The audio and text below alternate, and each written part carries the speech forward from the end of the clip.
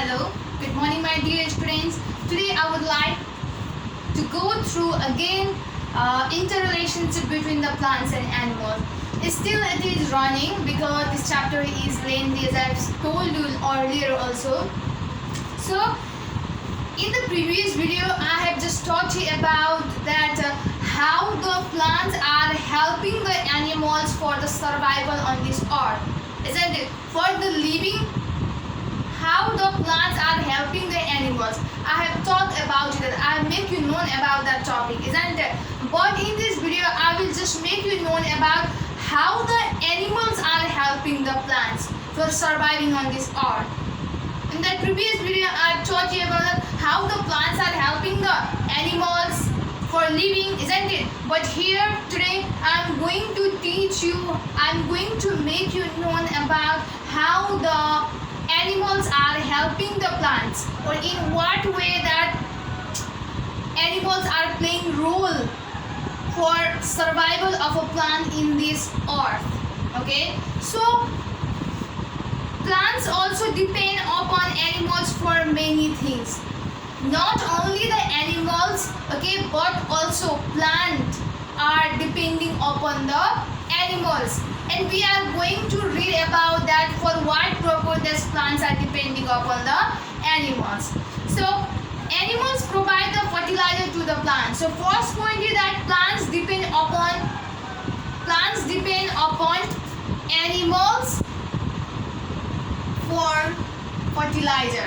For the fertilizer, मल को लागि पनि plants animals माथि निर्भर गर्ने काम गर्छन्. So animals provide the fertilizer to the plants. So what type of fertilizer that animals provide the plants? So I will tell you, listen carefully. Excreta, urine, and the dead animals. Excreta means pisab, urine is pisab, and other dead bodies, okay, moreko dead animals, okay. So these dead animals, excreta, urine are useful to the plant. All the excreta, urine, isn't it, like with the dead animals that act as a fertilizer for the plants. So the dead bodies get decomposed and mixed into the soil, which makes the soil fertile. So your dead bodies, okay, the dead bodies of animals that get what? Mixed into the soil by the decomposer, or that get decomposed by the decomposers into the soil, and after decomposing that dead bodies by the decomposer into the soil, that soil becomes fertile. The soil, to mato malilo huna thalcha. So in this way, the dead bodies of animals, like the excreta, urine, when it gets mixed into the soil, then that soil becomes fertile. And obviously our plants, what? They grow on the soil, isn't it? Their roots are what? Captured inside the soil.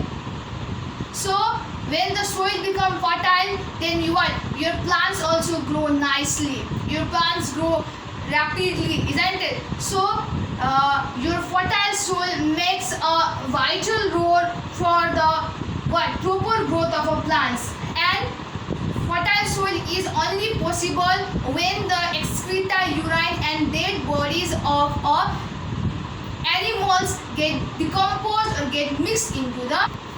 After that, let's go ahead toward the point that is the animals have plants for the pollination. Okay, listen it carefully. It is very important point.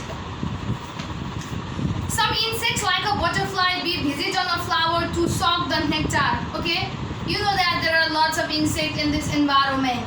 So here are some names of insects like a butterfly and bee.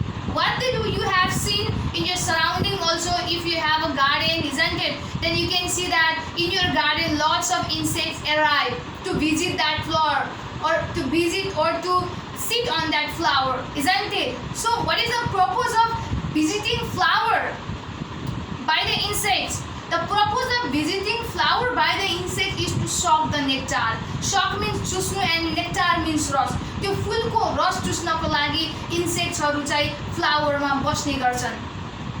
So pollen grains of those flowers stick to the legs of these insects. insects, what happens when the insects, when the butterfly or a bee arrive in a certain one particular flower, then what happens that the pollen grains that is consisted by the flower that get attached to their legs. Okay, and pollen grains means you can say the grain particles. Okay, grains. When you toss the flower, okay, then what, grain particles just get tossed, what it get attached to your fingers also.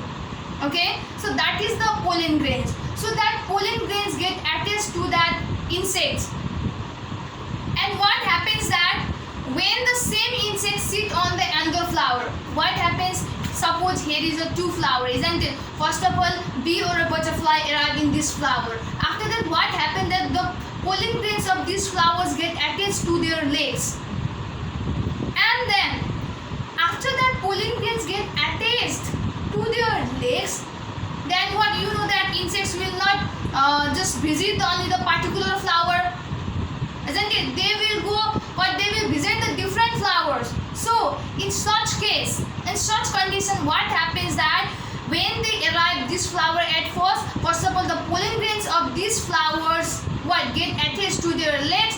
After that, after arriving, after visiting this flower, what, this bee or a butterfly will just fly to the or sit on the another flower. So here is another flower, and what happens that the pollen grains of this flower which is attached to their legs will fall in the stigma of this flower.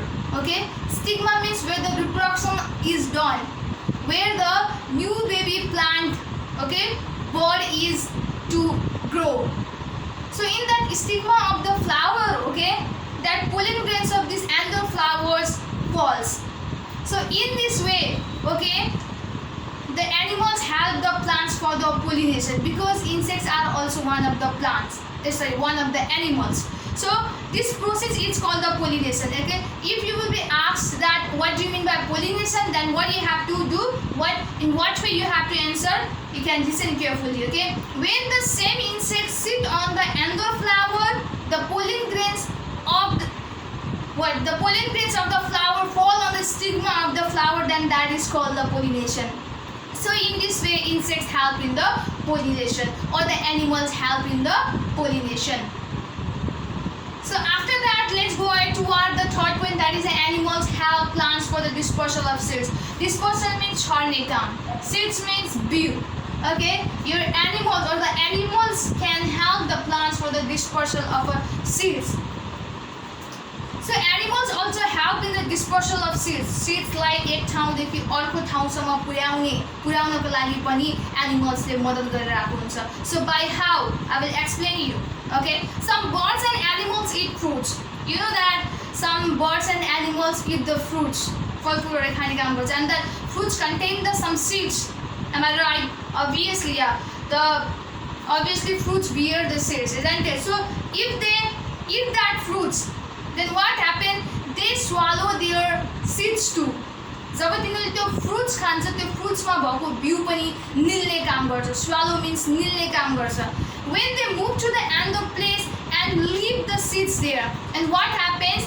First of all, they will suppose here is the one fruits, isn't it? In this place there is a fruits. First of all, birds or any animals just take that fruits from this place, isn't it? And what they do, they eat the fruits along with the seeds, isn't it? And what, they will arrive to the another place, and the seeds that is eaten by them, okay, they will throw in this place, in the another place.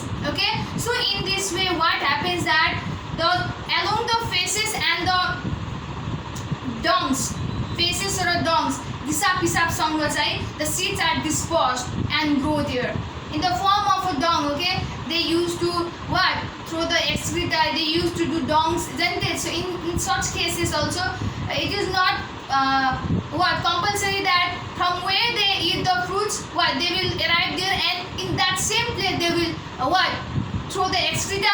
Obviously it is not compulsory. So what happens that first of all they eat the fruits from this place, isn't it? Or they roam here and there, and in any place, okay, they do the dung, isn't it? They throw the excreta And so in such case, what along with that excreta, along with that dongs, their what the seeds that is eaten by them will what will left there, isn't it? And that seeds will what grow into a new plant. So in this way animals help the plants for the dispersal of. Okay, so now I'm going to the topic that is the food chain. So look here, food chains means what? What does a food chain means? Food chain is the transfer of a food from producer to consumer, that is called the food chain. Okay, so you can see here I have written the producer, consumer and decomposer. Okay, because of these three animals, this food chain is done, or a food chain continues. Okay, it continues in this order. Okay, because of this food chain, okay, that is conducted by these animals. Okay, there is a balance in the environment because of these three animals, because of these three living beings. Okay, that the survival or the balance of a environment is what happen in the or on the or. So I'm going to explain you about the food chain, that all the living things in the world need food to survive. We know that all the living beings, they need a food to survive. Without food they can't survive. Okay, because they need energy, and from the food, okay, they get the energy. If they don't attain the food, if they don't consume the food, then they can't survive on this earth, or they can't survive in this world. So in terms of food habit, they are divided into three groups. Okay, so in the food habit, okay, they are divided into three groups, and that is I have written on this board. That is, they are the producer, consumer and the decomposer. I am going to explain you about the what does the producer means, what does the consumer means, and what does the decomposer means. Okay, listen carefully. Producers means all the green plants contain the chlorophyll. Okay, you know that all the green plants contain the chlorophyll.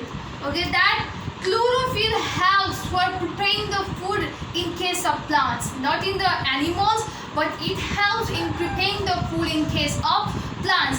And this all the chlorophyll, all that chlorophyll is what found in all the green plants. Okay, so they are capable of preparing their food in the presence of sunlight. Because of just presence of a chlorophyll, okay, in them, they are able to prepare their food in themselves. So therefore they are called the producer. They are called the producer. What? They produce the food for the other animals. They make ready themselves to be eaten by the other animals. What? It produce. Or the producer, what it do? It don't need anyone for food. Okay? It doesn't depend upon the any living beings for the growth, for their food. Okay, so they are called the producer. Plants are called, all the green plants are called the producer, because they produce their food themselves and they just make themselves ready to be eaten by the others living beings. Now let's come up to the consumers. Consumers, what are the consumer means? Animals cannot prepare their food themselves. As I have told you in the earlier also, that animals can't prepare their food themselves. They depend upon the plants for their food, isn't it? So here in topic, under this topic, that it is written that animals cannot prepare their food themselves. That is a fact. That is 100% fact, that animals cannot prepare their food themselves. They consume the food prepared by the plants, or they consume the other animals. What the animals do? They either consume the plant, or they either consume the other animals. So therefore the animals are called the consumers. Okay, so those animals are called the consumers. The animals that consume the plants or other animals, they are called the consumers. And consumers are further divided into the following groups. Okay, your consumers is again divided into the what? three groups, and that is first one is a primary consumer. Herbivorous animals get their food from the plant, so they are called the primary or a first level consumer. What that? Primary consumers mean the herbivorous animals. All the animals that eat only plants or that eat only grass, then that is known as the herbivorous animal. So this type of animals are called the primary consumer. First मा यसले प्लान्टलाई consume गरेको हुनाले चाहिँ यसलाई के भनिन्छ primary consumer भनिन्छ for example there is cow goat horse there they all are the herbivorous animal who consume the plants as a food. Okay, so secondary consumer, the primary consumer are eaten by the other animals which are called secondary consumer, and the primary consumer cow, goat, horse, deer who eat the producer isn't it, who eat the plants isn't it, they get what? They get consumed by the certain animals, particular animals, and that particular animals each called the secondary consumer. The animal that consume the what? Primary consumer. The animal that consume the primary consumer, they are known as a secondary consumer. And in example that is written that dog, snake. C number, tertiary consumer. The secondary consumer are also eaten by the other animals which are known as a tertiary or a third level consumer. And what happens that the secondary consumers, okay, like the dog, snake who eats the primary consumers, they are again eaten by the what? Other animals, and the animals which eat the secondary consumer, they are known as a tertiary consumer or the third level consumers. Okay, an example of a tertiary consumer is a tiger, lion, hawk, etc. So now when the plants come up to the decomposer, and when the plants or animals die, when the plants and animals die, then what happens that they are decomposed by the decomposer. You know that all the dried leaves that fall on the soil, that fall on this earth, isn't it? And you know on this earth there is a soil, isn't it? Our land is full of soil. And what happens that in that soil, okay, decomposer are already present in it. And what happens that when that dead plants, dead animals fall and that's on that soil, then the decomposer that is present inside the soil will decompose that plants and animals, and the decayed materials get mixed into the soil. So by the decomposers, what happens that decayed materials or the decayed plants or the decayed animals, dead plants are get mixed by the decomposer into that soil. Okay, and after that when that what the decayed materials mix into the soil, then it provide the nutrients to the plant, or the soil become fertile and it acts as a nutrients for the growth and development of the plants. So the transfer of food from plants to the first level consumer, then to the second level consumer, and to the third level consumer, and so on is called food chain.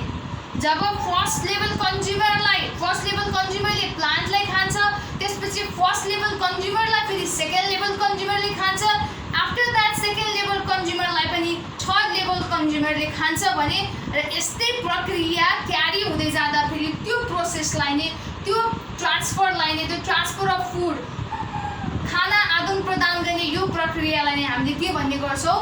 Food chain भन्ने गर्छौँ. So here is the one figure. Okay, here look at this is the producer, isn't it? This producer of the grass, isn't it, that is eaten by the what? Grasshopper.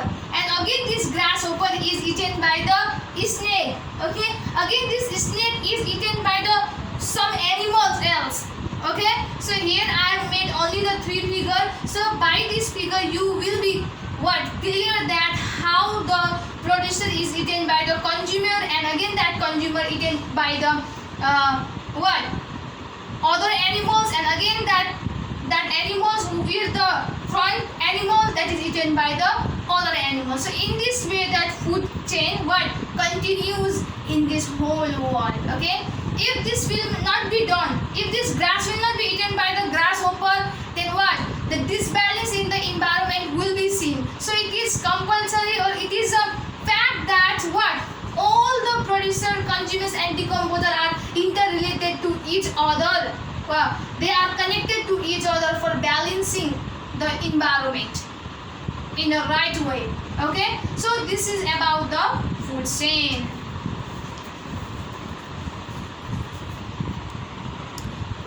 Okay, first question is like this, and you have to answer all the following questions. What is the producer? You have to write, it is in your book, okay, in the page number 77 also. Okay, all the green plants who prepare their food in presence of sunlight, they are called the producer. After the second number is what is consumer. Okay, those animals who consume the food that is prepared by the plants, or they consume the other animals, then they are not the consumer. Okay, so 3 number, name the decomposer found in the environment. So I have forgotten to tell you that example of decomposer. So example of decomposer that is found in the environment are yeast, fungi, mushroom. Okay, so you can write those names. Okay, so the name of a decomposer found in the environment are yeast, fungi, mushroom. Okay, so 4 number, define the pollination. So for the definition of pollination, what you have to write that when the insects sit on the anther flower, the pollen grains fall on the stigma of the flower, then that is called the pollination. After that, 5 number, write 3 points about how the plants depend upon the animals. As I've taught you about this also, that you have to write the 3 points that how the plant depend upon the animals. So the plants depend, the 3 points that the plants depend upon the animals are what? It depends upon the animals for the fertilizer. It depends upon the plants. So it depends upon the animals for the pollination, and it depends upon the animals for the dispersal of seeds also. Okay. So last, there is a give two example of is. I have written only the 2 questions, and there are more questions in your book. Okay, you can go to them that if you want, then you can solve that other question also. But here I have given only 2 questions. You have to write the 2 example of producer. Okay. What? Producer, example of producer is cow, goat. After that, decomposer, as I told you that yeast, fungi, mushroom, okay, but you have to write only 2 among them. So yeast or fungi, okay. So this is the way to solve these questions. I hope you will do it at your home. Stay safe, stay healthy, and thank you so much.